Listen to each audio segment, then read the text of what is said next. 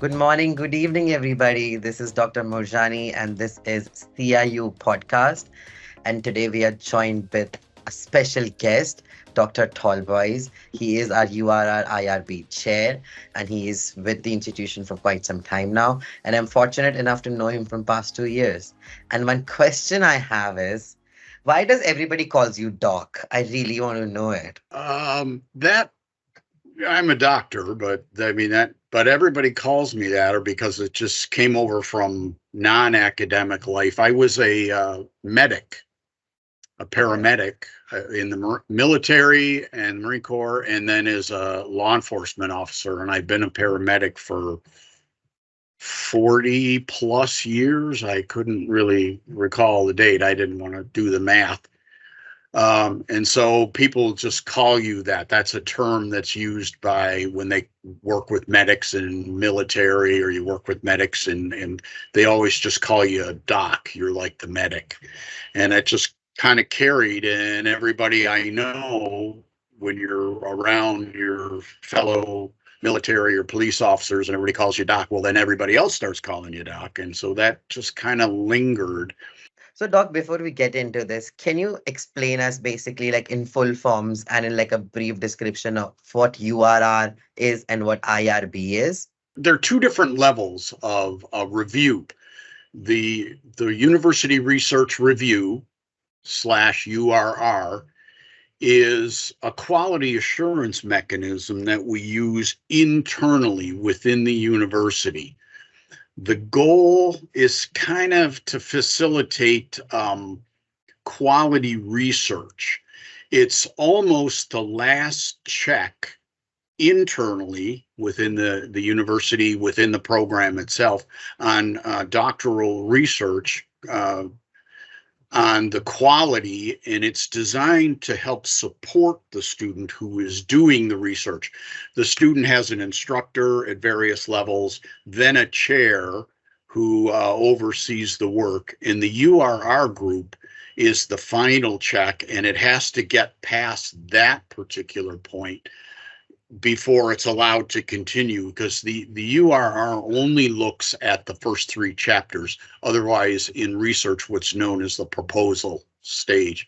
And it's really just to catch things that the chair might miss or overlook, or clear up any misunderstanding about the basis of the research. As a URR and IRB reviewer, I know you have been doing it from quite some time now. Right. What is the first thing, or what are the basic things that you look into when you are reviewing the work for URR?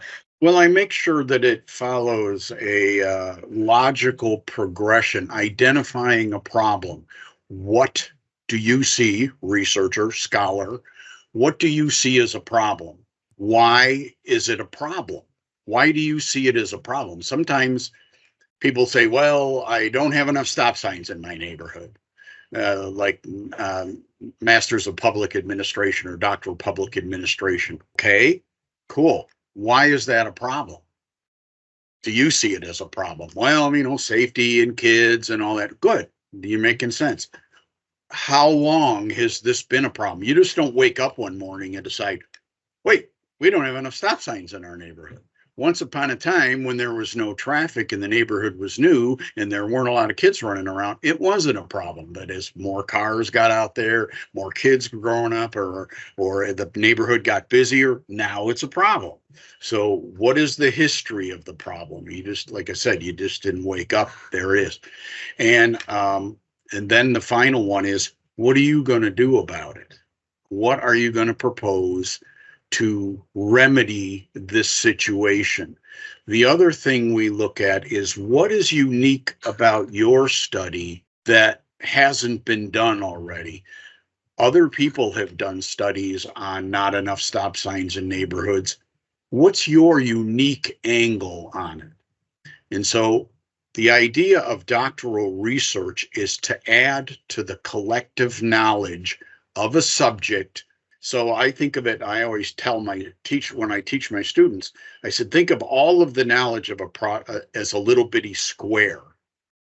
That's all of the knowledge about a topic. Your piece will add a little sliver to it, so that the next time somebody's looking for research, your piece has been added. Sometimes your research might take a slice out of the total knowledge because the research was wrong, it's out of date, new information has showed up. And so you might actually shrink the total amount of knowledge about something, but it has to be unique. I come across a lot of studies where they propose something and then I go into the research and in 30 seconds I find 50 other studies already being done on the same topic the Oh student my is. God. It's just the student hasn't looked deep enough. That's Uh, part of literature review. The yeah. literature review backs up your claims, but it also makes sure you are not doing the same work everybody else has already done. So that's what it's about. That's the things I look for. What's the problem? Why is it a problem? How did it get to be a problem? What are you going to do about it? Okay, just to piggyback on what you are saying, and just to get a hint, and just to give a hint of anybody who's watching this podcast, we have a lot of students who are thinking about getting a DBA or getting a doctorate or just doing their PhD. So, what are the new, unique topics that you feel like, this is something fresh, this is something that as a reviewer you have not seen or you would want to see more? And what are some topics that you feel like, oh my God, I have seen it so many times. Can people just stop Yeah. doing that? The ones that I see all the time, and I'm getting tired of reading them because they're running out of new ideas. Banking problems in sub-Saharan Africa, and I don't mean all of sub-Saharan, but in like Nigeria or maybe a place in South America. Well, first of all, what can you do about changing all the banking policy in the country of Tanzania? You can't do that. That's way too big. You Too got to big, yeah. shrink it down to something you can do. Nursing shortages. If I get one more nursing shortage thing, fine. That's an OD. But everybody has done nursing shortages to death. If you want to do something about nursing shortages, bring it down to an area that is unique and that you can, as a scholar in CIU, can impact. Something that is I always attainable. tell my students, find something you care about, find something you already know something about, and find out something you can put up with for the next 2 years because it's going to consume you.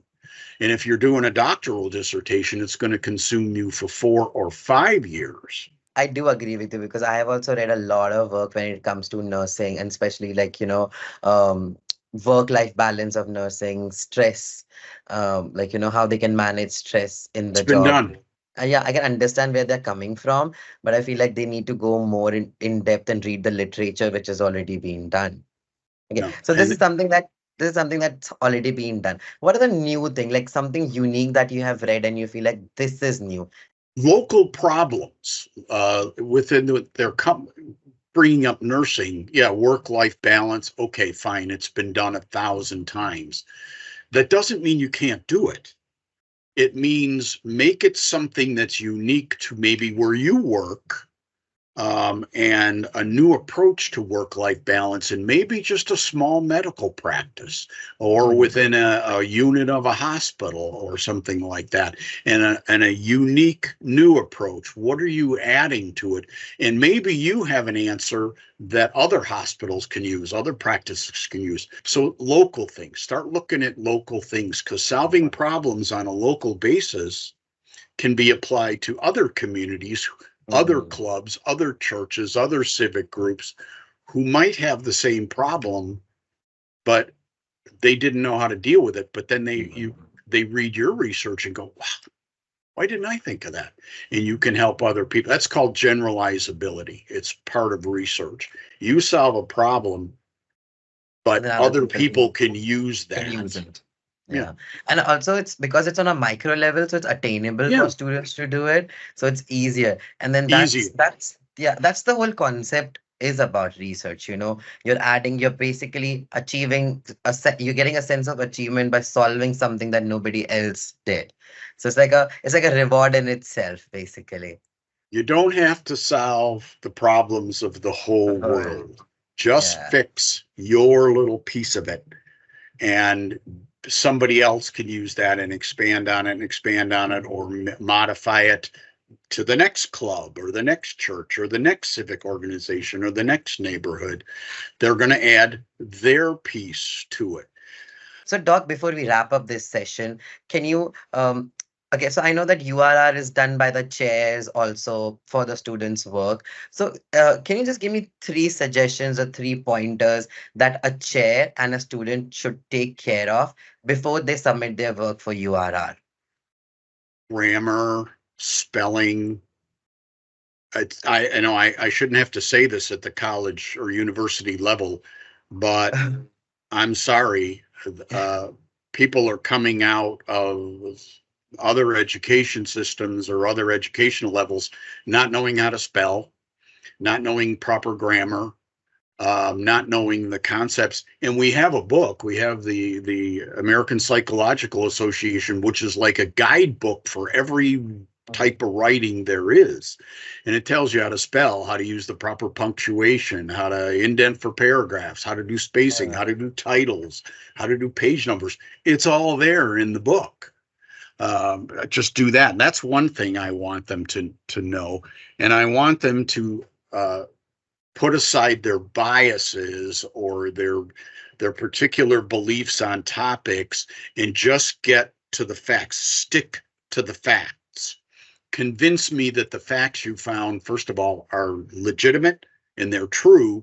Support it with literature or support it with primary research, which is questionnaires or whatever, and then present it. So, three things would be run your work through Grammarly and ensure there are no spellings, grammatical errors. Put the facts straightforward and keep your emotions aside when you submit your work. And use that APA guide to help you with all the other things on writing. There's a lot of books on writing well, writing a dissertation, just writing in general. A lot of our students international are writing English as a second language. I applaud you for writing in English, because English is one of the hardest languages to deal with because there are so many nuances in it. Okay, Doc. So I'll just quickly wrap up by saying thank you so much for being here. Yeah, I know we next spent time. all our time for URR, but we'll definitely be meeting again for IRB Yeah, to we'll get talk more about insight. IRB. Keep in Yeah, mind, IRB is yes, external, and there external. are So people watching us. So, we'll yeah, we'll have a separate podcast for IRB itself, so everybody can gain some more information on it yeah, and learn from the that's best. important as well, especially if Yeah, you're going to maybe get grants or deal with special research groups, especially nursing and things like that. IRB becomes much more important. that's it. Perfect. Thank you so much, Doc. As My usual, pleasure. it's always a pleasure to talk to you. So thank you Thank you. so much. Thank you.